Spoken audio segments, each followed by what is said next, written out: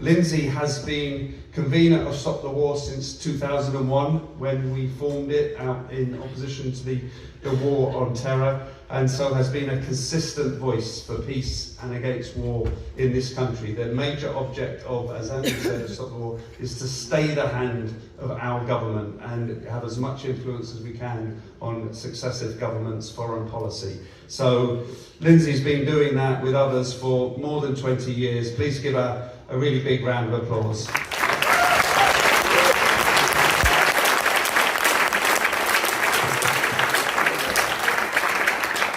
Thanks very much, Alex, and it's fantastic to see so many people here. The question I wanted to ask is similar to the one that Oksana asked when she spoke a little while ago, but we've seen that Gaza is now the most dangerous place in the world for children to live. If you look at the pictures of the bombing, it looks like the most terrible bombings that you've ever seen in history. We know that people are having to leave their homes, are being driven out of their homes, in danger of death and injury, but also disease now, and all the terrible things that will happen as the winter goes on. And I suppose the question to me, first of all, is how did we let this happen? How is it in the 21st century you can see this atrocity going on in real time, and yet, while we have many, many people around the world protesting, the governments of the world are still allowing this to happen? And I think we need to look at the role, particularly of American imperialism and what it has been doing over the last, since the Second World War. Anthony Blinken, was the Secretary of State of the United States, was in Jerusalem on Wednesday. He met the War Cabinet. He knew absolutely clearly what they were going to do. He knew that they were going to start bombing again, and over 200 people have been killed in the last 48 hours. He knew that was going to happen, and he let it happen. He could have said, we are not going to give you any more arms. We are going to move our aircraft carriers from the East Mediterranean, where we are sharing intelligence with the Israeli forces, in other words, telling them where to bomb and where to do all these sorts of things. We can stop flying these arms from Cyprus every day to support the Israeli army. He could have said any of those things. What did he say instead? He said, there's been too many Palestinians killed, so please, when you go into the south of Gaza, make sure you don't kill as many as when you went into the north. That's a simple message from the Americans. Try and have a smaller military footprint, so it doesn't look so bad when people in Britain or in the United States or anywhere around the world are seeing this barbarity being carried out on a daily basis. So that is what we're getting from the American government. We're getting full support for what Israel is doing, and they are helping them every single day to wage this onslaught on the Palestinian people. The other thing he said was, we may take away some of the visas from the far-right settlers who are killing and torturing people in the West Bank. This is the extent of the sanctions from the United States, and it tells you exactly whose side they are on. They are on the side of war crimes, they are on the side of ethnic cleansing, and they are allowing this to happen. And when you look at what the Israelis themselves are doing, they said they were bombing Gaza City and the north because that was where Hamas had its stronghold. Now they're saying they're moving south to Khan Yunis and they're going to bomb that because that's where Hamas has got its stronghold. Perhaps people might draw the conclusion this isn't a war against Hamas, it's a war against the Palestinian people, and it's continuing all the time.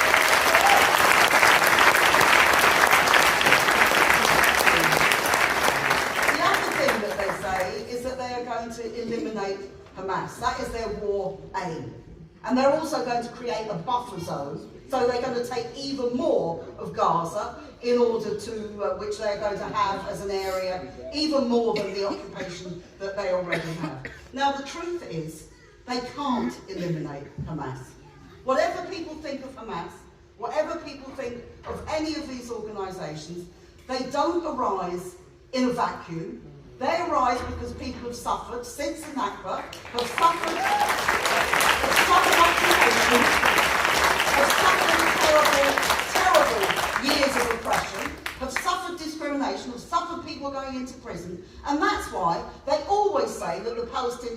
resistance is terrorist.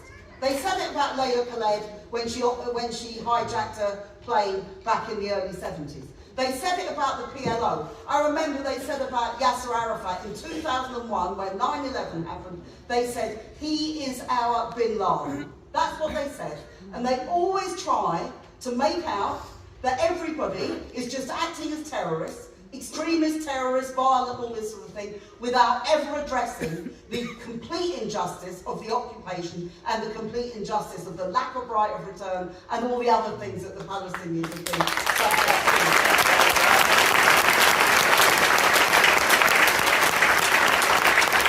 What are the Israelis now saying they're going to do?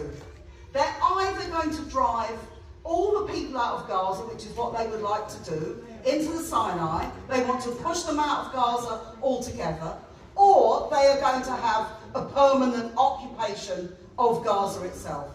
Now, I would just say one thing to them. How well did that work out in Afghanistan? Taliban got rid of Taliban back 20 years later. How well did it work out in Iraq?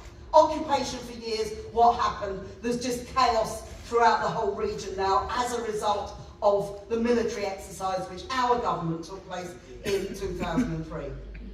Our government, the American government, is the big imperialism in the world, but our government plays a very, very important junior role. It had its old empire.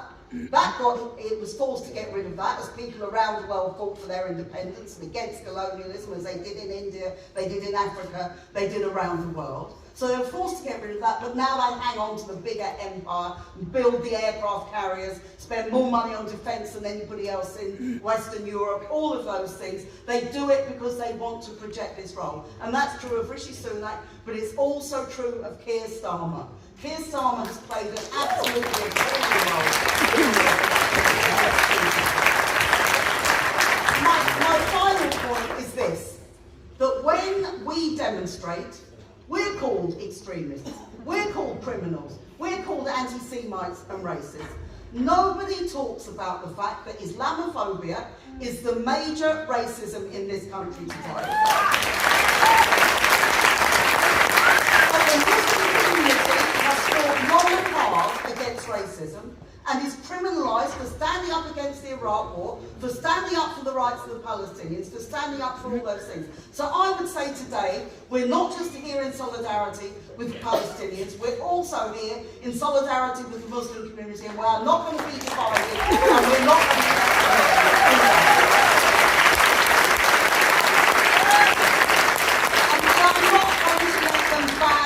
demonstrations. We will continue to march, whatever the police say, whatever Suella Braverman said, whatever the government says, whatever Keir Starmer says.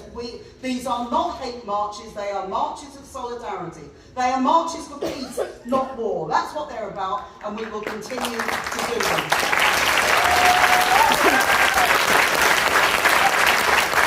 I'm very proud to be here in Tower Hamlets speaking at this rally, because I remember marching to the Anti-Nazi League Carnival in 1978, which was the first big blow against the fascists at that time. I remember marching after the death of Altab Ali in 1978 as well. I remember marching when the fascists went down Brick Lane and smashed all the windows of the Asian restaurants and tried to create a pogrom there. I remember doing all these things. We were doing this then.